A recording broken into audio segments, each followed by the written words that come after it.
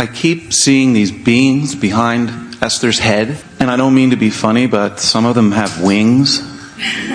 Some of them have faces. Can you tell me what I'm seeing? Well, the gang's all here, and it is energy that you are interpreting. Yes. An intense and friendly lot. They look friendly. Yes. Sorry, I just got a little dizzy.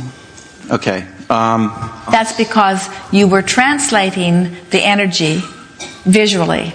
Yes. And then for a moment, as we described them in terms of emotion, they are loving you, then you felt them. And you always feel more deeply than you see. Got it. Yes.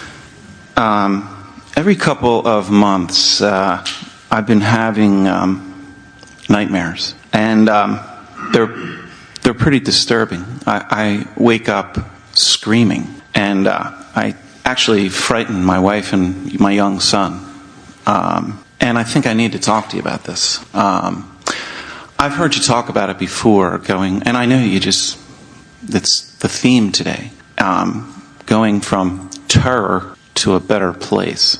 You've been listening to us here today saying, well, what's the emotion? What's the emotion? Sometimes even when you're feeling emotion, you pretend like you're not feeling it, and before you know it, you're sort of not in touch with it. And so a dream is a very wonderful thing, because even though you have been feeling emotions and not allowing yourself to feel them, it's sort of like looking at your gas gauge, and even though it says your tank is on empty, you say, well, I'm just going to run with it for a while, and even though I know I should do something about it, I'm not going to do something about it. But when you run out of gas, you do something about it. And so what I think and what I feel and what manifests is always a vibrational match. And what I think and what I feel and what manifests in dream state is always a vibrational match. And so we think that the most wonderful thing about dreams, especially when you recall them as you are, is that you can get in touch with what the emotion is. And the emotion that you're feeling in a dream, once it's coming up on a pretty regular basis, means that you can bet your life that that's a pretty active vibration that's going on within you. So we're not going to have any trouble at all asking you what's the underlying emotion, because it's showing itself to you in dreams. In Esther's dreams, the underlying emotion is usually one of overwhelmment. Her dreams are usually about needing to get things done and not finding cooperation from those around her who need to help her. And so if we were to say to Esther, how are you usually feeling? And if she were to reclaim the dreams she has on a regular basis, she could go right to how she's really feeling. So, how are you really feeling? Fear. Fear. In what way? Give us a sort of dose of the dream that you awake from screaming. What's happening? There are a couple recurring themes. Yes. And the last one, which happened about a week or so ago, I was in my childhood home, and my parents were not there. It was in the middle of the night, and my brother was there. It was dark, very dark, and I was in the bathroom. And I was sort of washing my face, and my brother was going down the steps, which are visible from the bathroom. And though we weren't talking to each other, there was some kind of communication going on. But suddenly I felt something grab me. And I immediately thought, like, there's no one else in this house who could be grabbing me. And this feeling of terror comes over me. And then I can't speak, I can't scream, and when I get to the point where I can scream, I actually do scream, and I wake everybody up. So what is this feeling? Give us some words for it. You're using the word terror. So let's talk about, it's something unknown. Yes. It's something you can't even see. Yes. And what's it doing to you? It is controlling. It appears to be controlling you, and it appears to be attempting to take you to a place you don't want to go. Yeah, that's it, man. Yeah. So the emotion is one of the other dreams also have to do with, like, imprisonment, like somebody holding you down physically, or actually incarcerating you. Well, you know, earlier, did you hear us talking about how the feeling that is most who you are feels like empowerment, and it feels like freedom? Right. And the feeling that is least who you are feels like bondage or imprisonment or lack of freedom and disempowerment. In other words, somebody else having control. I've got control of my experience, or someone else has control.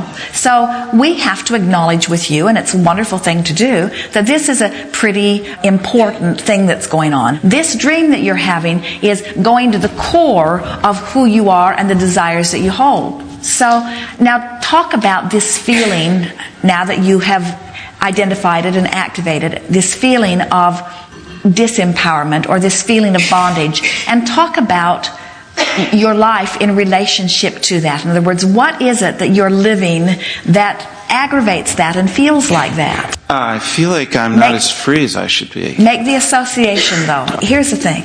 You can't go from that common feeling all the way into the place that you really want to go. And we want to help you give yourself permission not to need to go there all at once. So just be there in that feeling that doesn't feel free and talk to us about that. In other words, because that's the way you're going to find relief from it. So what's keeping you in this feeling where you feel like you're being suppressed? In other words, what's doing it to you? Who's doing it to you?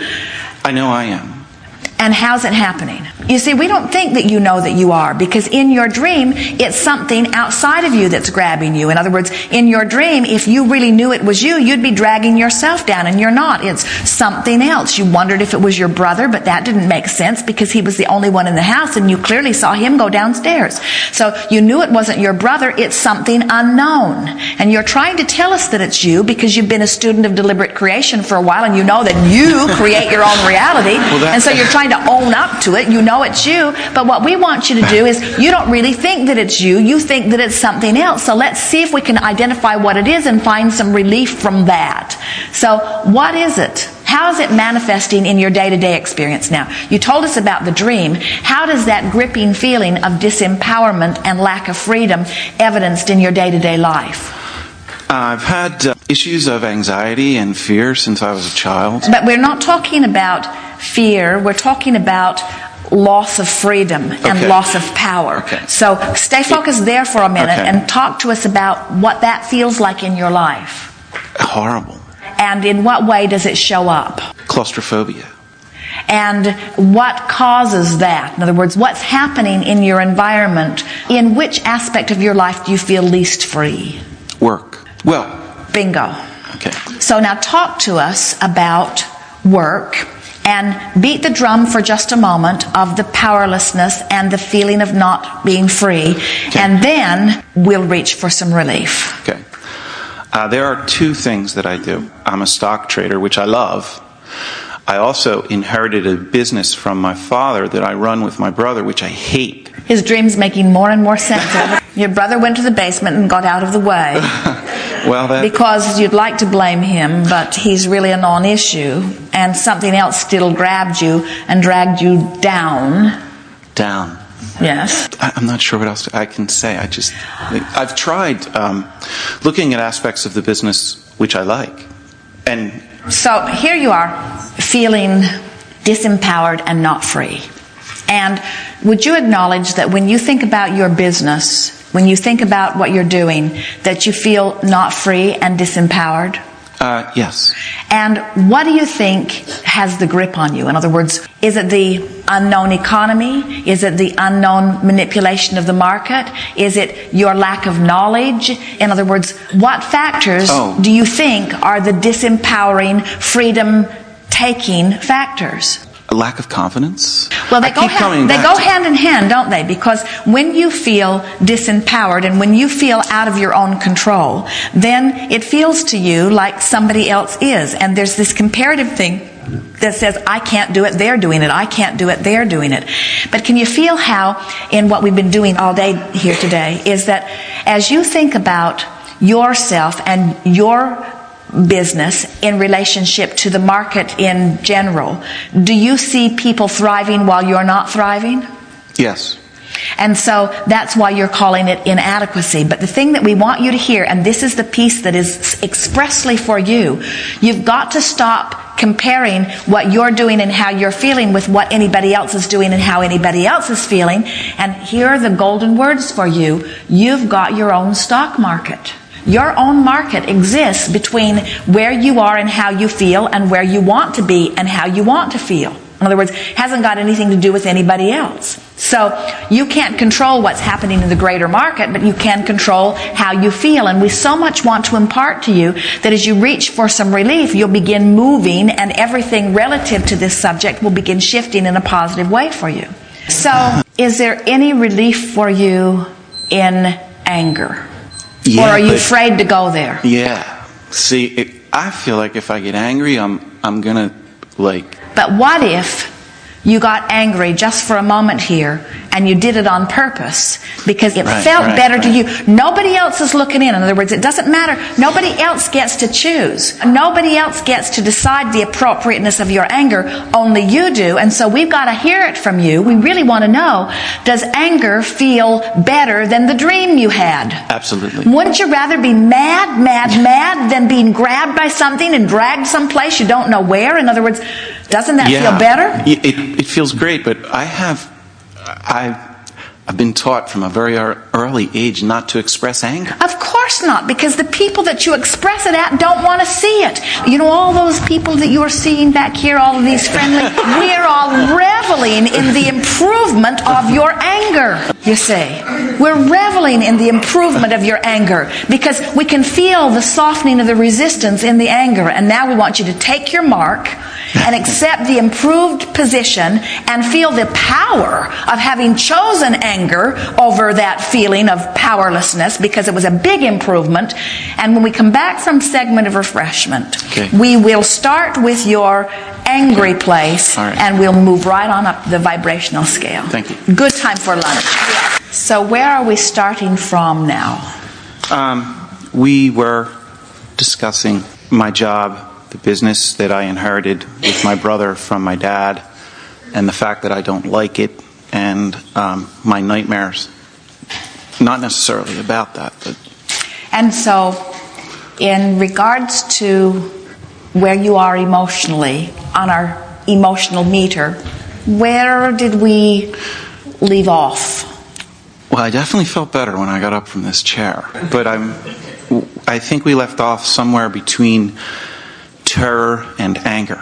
Well, we think terror has been left behind, really.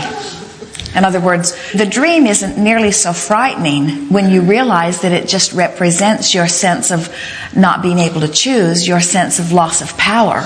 And we think that just in the fun that we had together as you moved from there into some anger, that your fear has evaporated in that because you realize you do have some sense of control. Would you agree to that? Yes, I would.